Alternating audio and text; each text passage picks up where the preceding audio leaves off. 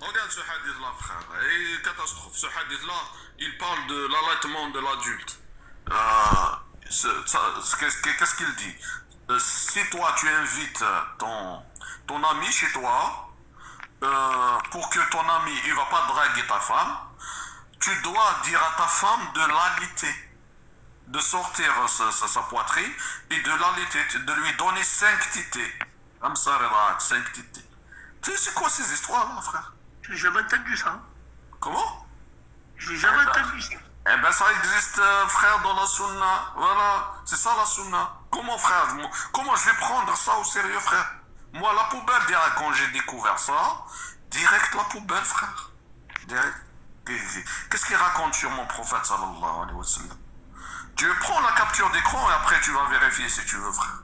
Ah, mais je marquer ça. Pas de soucis, mais il faut quand même que je vérifie. Il ne faut pas me remettre. Oui, écoute, moi je te demande pas de me croire, je te demande de vérifier. Prends la capture C'est d'écran. normal que je vérifie, mon frère. Allah, Bien qu'est-ce sûr, qu'il dit? bien sûr, bien sûr.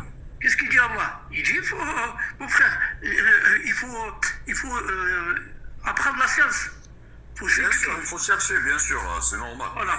Après, moi, je te dire, parce que si moi je dis une bêtise, mettons, je te dis une bêtise, et que je dis pas que tu as dit une bêtise, attention, je te manque pas de respect. Ce que je veux dire, c'est que si moi je te dis une bêtise, qui l'autre dira une autre bêtise, qui perpétrera une bêtise, tu vois ce que je veux dire? Ouais. Bon, cette bêtise, elle va durer 100 ans jusqu'à ce qu'on se rende compte que la bêtise, elle n'est pas bonne. On aura envoyé la moitié dans le mauvais chemin.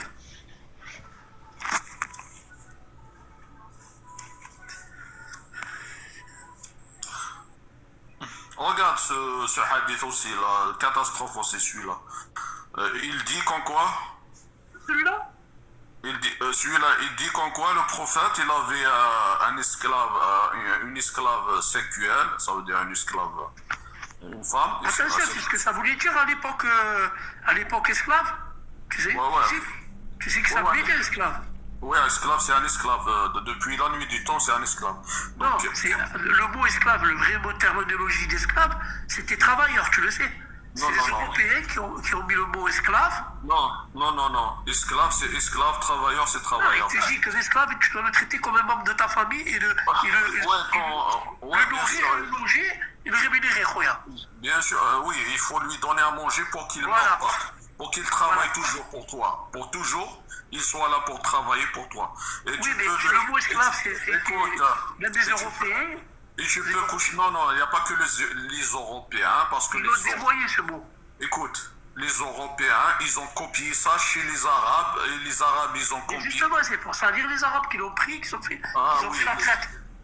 Les Arabes, ils n'ont pas esclavagé tes grands-parents. Jamais de la vie.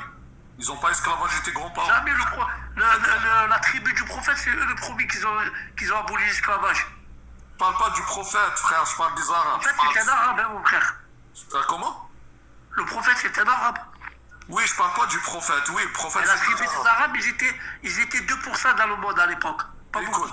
Écoute, je parle pas du prophète. Le prophète, il est innocent. Mais après la mort du prophète, les Arabes, c'est ceux qui ont le pouvoir à l'époque, ils ont utilisé l'islam pour esclavager tes grands-parents, frère.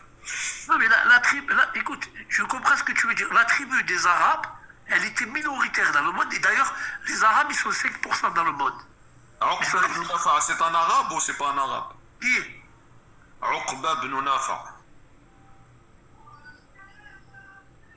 Tu connais Uqba ibn Nafa? Ouais, mais est-ce qu'il est dans la tribu du prophète?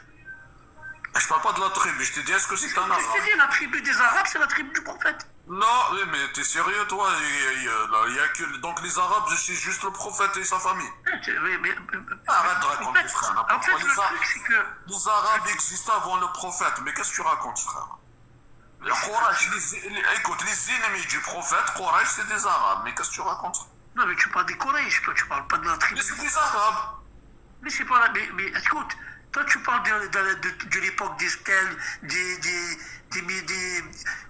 croyants, t'as les statues, t'as dit, t'as maintenant. Ça, Je c'est. parle des Arabes, frère, arrête de raconter n'importe quoi. Je te parle des Arabes, il y a des Arabes. Bon, quand je dis les Arabes, ça ne veut pas dire que tous les Arabes, ils sont mauvais. Je te parle des mauvais Arabes. Ceux qui sont venus à l'Afrique du Nord, ils ont pris tes grands-parents et mes grands-parents, ils les ont vendus comme esclaves en Arabie. Je te parle pas de tous les Arabes, bien sûr. Je te parle de ceux qui ont le pouvoir, comme Uqba ibn Nafa', etc. Les chefs de l'époque. Donc ce hadith-là, frère, regarde ce hadith-là. Il dit qu'en quoi le prophète, il a soupçonné qu'en quoi il y a quelqu'un qui a couché avec son esclave. Il a envoyé Ali pour l'éliminer. Et quand il l'a suivi derrière Ali, il a vu l'esclave comme quoi, l'esclave il a mis un comment ça s'appelle là, djellaba, je sais pas comment elle s'appelle en français. La djellaba, il a vu sa partie intime. Il a vu comme quoi il est castré, donc on lui a coupé le truc là, donc il peut pas faire l'acte sexuel avec une femme. Il est revenu au prophète, il lui a dit il n'a pas couché avec ton esclave, il n'a pas de partie intime. C'est quoi ce hadith-là? C'est quoi ces histoires, frère? Mon prophète, il va envoyer quelqu'un, il a soupçonné qu'on quoi il a couché avec son esclave. Mais c'est quoi ça, frère? C'est quoi ces histoires? Pourquoi on est obligé d'écouter ces histoires-là? Tapotez les amis, s'il vous plaît, tapotez le live, il n'est pas stable, laisse tomber. S'il vous plaît, tapotez. Prends la capture d'écran, frère, et tu vas vérifier après, tranquille. Oui, non, je l'ai fait, je vais vérifier ça. Mais c'est la première fois. Moi, je sais que la sunna, c'est le bon comportement, les préceptes du prophète, mais pas avec ce que j'entends là. Les enfants, machin, ça n'existe pas, ça, pour moi. Est-ce qu'il n'existe pas? Pour moi, ça n'existe pas. Donc, t'es pas sunnite? Si, moi, je suis bien sûr. Mais comment ça existe? Comment tu rejettes des hadiths authentiques et tu me dis... Déjà, de base, il n'y a ni sunnite, ni chiite, ni quoi. Il n'y a que musulman. Ah, d'accord, je suis d'accord. Donc, t'es comme moi, donc t'as rejeté la sunna. Donc, t'as jeté la sunna à la poubelle. Non, moi, je parle du comportement du prophète. Après, la sunna... C'est ça, la sunna, frère. La sunna, c'est ça. C'est ce que je te raconte là. C'est ces hadiths-là. Après, moi, je sais que de base, il n'y a pas de chiite, il n'y a pas de ci, il n'y a pas de ça. Ouais, alhamdoulilah, bienvenue, frère. Donc là, tu deviens, tu viens cohérent, donc tu te rends compte qu'en quoi la sunna, c'est du n'importe quoi. Non, moi, quand je te parle de la sunna, c'est le comportement, comment le prophète il a vécu. Je te parle pas de tout ce que certains ont dû rajouter ou les trafiquer ou tout ça. Moi, quand je te parle de la sunna, moi, je l'ai suivi, j'étais à l'école justement coranique, justement pour le comportement, le bon comportement du prophète, comment manger, tu as compris? Pas avec tout ce que je viens d'entendre là. Est-ce que c'est un bon comportement celui-là, ce qu'on vient de voir là, les hadiths là? Non, qui te dit une petite fille. De toute façon, ce qu'ils ont dit, il a pris une petite de 9 ans alors que c'était pas vrai, c'était il avait éduqué. C'est pas vrai ça? Non, je t'ai dit qu'il s'est pas marié avec une de 9 ans. Il s'est marié avec Aïcha Kalash. Elle avait 21 ans ou 22 ans. Oh là, je suis content, frère, là, je suis content de toi. Là, toi, tu me rends espoir, toi. Pourquoi? Oui, parce que la sunna, elle dit que c'est 9 ans. Il y a 20 non, elle dit justement que... il y a plus de 20 hadiths qui disent qu'en quoi elle avait 9 ans. Il voulait pas contrarier son frère. Il a éduqué. Et elle a voulu se marier avec le prophète. Elle avait 21, 22 ans. Écoute, il y a 20 hadiths, plus de 20 hadiths. Non. Qui disent on est d'accord.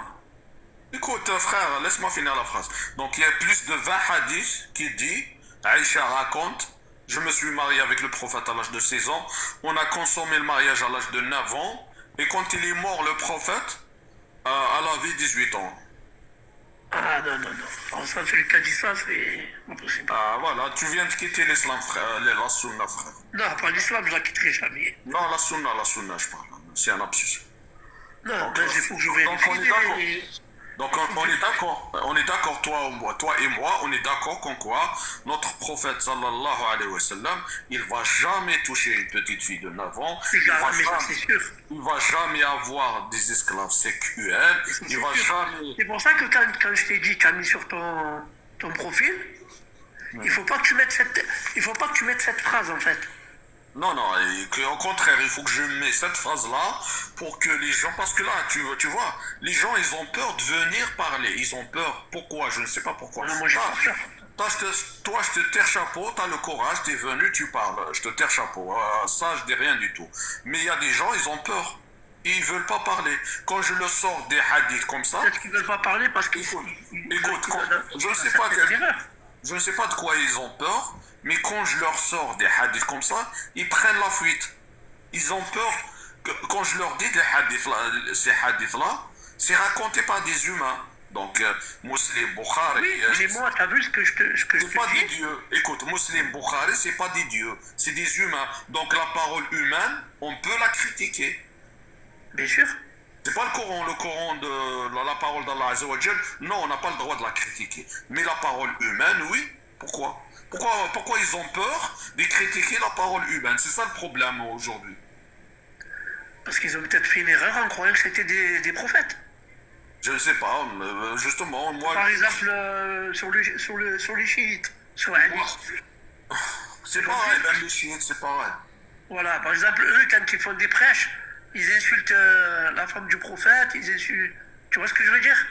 Oui, c'est pareil, même les sunnites, Voilà, ils insultent machin dans leur prêche. C'est une fois dans l'année, ils font ça. Bon, quand Allah, il les guide, moi, je ne critique pas, mais quand Allah, il les guide... Même les sunnites, ils insultent les chiites. Moi, déjà là, tu vas savoir qu'en quoi... Déjà, quand tu vois comment ça se passe rien que pour nos frères palestiniens, tu le vois qu'on a un déclin. Ah bon, après, laisse tomber, frère. Regarde maintenant ce hadith-là aussi. Il dit qu'en quoi un esclave musulman, regarde, elle te raconte un esclave musulman.